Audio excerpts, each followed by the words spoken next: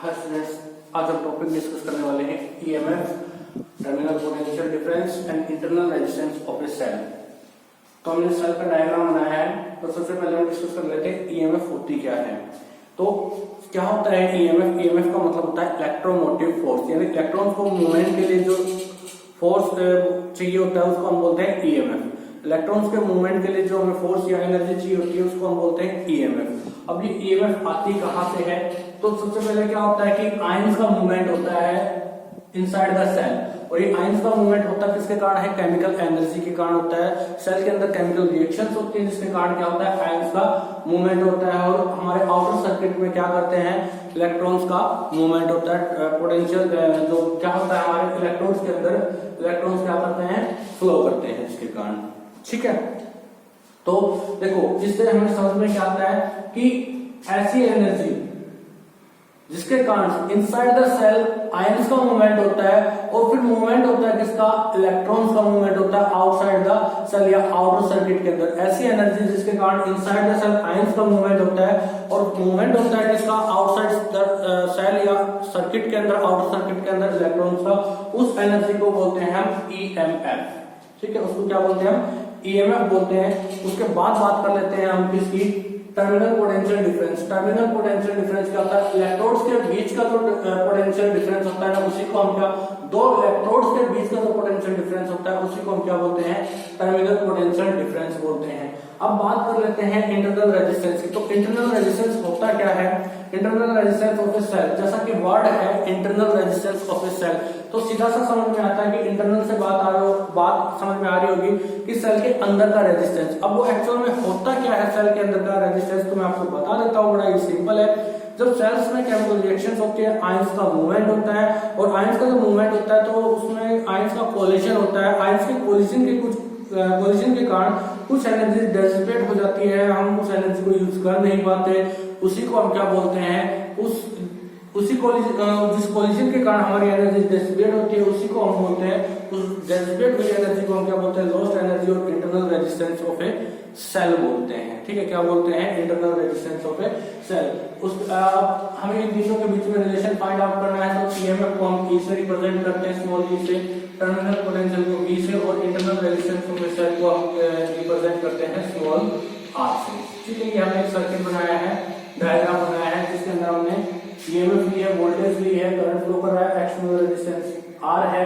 ठीक है, internal resistance of cell के लिए हमने स्मॉल आर।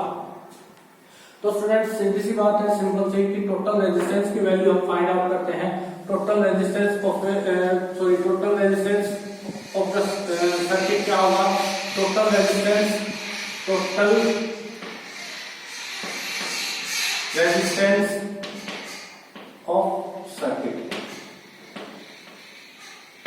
सर्किट क्या होने वाला है? R plus R। ये लोड रेजिस्टेंस है और ये क्या है हमारा? Internal resistance of a cell. तो यहां से हम टोटल करंट की वैल्यू, I की वैल्यू फाइंड आउट कर देते हैं। V बाई क्या हो जाएगा? R plus R।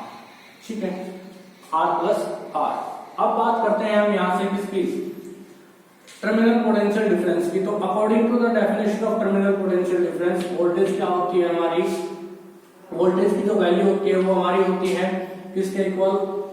किसका डिफरेंस होता है? वो दो टर्मिनल्स के बीच में पोटेंशियल जो डिफरेंस होता है उसका, उसी डिफरेंस को हम क्या बोलते हैं? इंटरनल पोटेंशियल डिफरेंस बोलते हैं, ईएमएफ। और ये क्या होगा हमारा? Voltage of the cell, IR। ठीक है, internal resistance of a cell. Terminal potential difference की ये क्या है हमारी? V को हम टर्मिनल पोटेंशियल डिफरेंस हम क्या करते हैं? रिप्रेजेंट करते हैं। तो यहां से हम इसको थोड़ा सा रिजोल्व कर लेते हैं।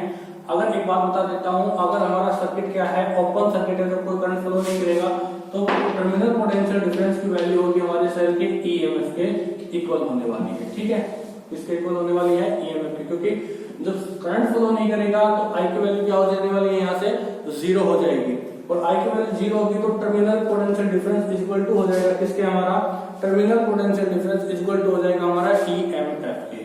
ठीक है, तो यहां से हम इसको थोड़ा सा मॉडिफाई कर लेते हैं। यहां से हम IR हमारा इक्वल हो जाएगा किसके? EMF minus V। ठीक है, यहां से हम R की वैल्यू फाइंड आउट कर लेते हैं। वी वाई आई। तो देखो स्टूडेंट्स एक चीज और है क्या कि हम बात करते हैं किसकी, अगर हमारा एक्सटर्नल जो सेल का जो पोटेंशियल डिफरेंस है वो क्या है, V है, तो वो किसके साथ कोरिलेट करता है, वो एक्सटर्नल लोड रेजिस्टेंस के साथ कोरिलेट करता है। यहां से हम V इक्वल टू क्या लिखेंगे, आई आर, क्या लिखेंगे, आई आर, ठीक है। तो यहां से हम किसकी वैल्यू फाइंड आउट करेंगे, आई की, तो आई की वैल्यू क्या हो जाएगी, वी बाई आर। इस वैल्यू को उठा के हम पुट कर देंगे इस जगह पे, तो आर की वैल्यू क्या मिल जाएगी, E minus V by V into R. तो ये हमारा रिलेशन आता है सेल्फ इंटरनल रेजिस्टेंस और पोटेंशियल डिफरेंस के बीच का, ठीक है। तो बड़ा ही आसान है, इसको हम इजीली क्या कर सकते हैं, रिजॉल्व कर सकते हैं।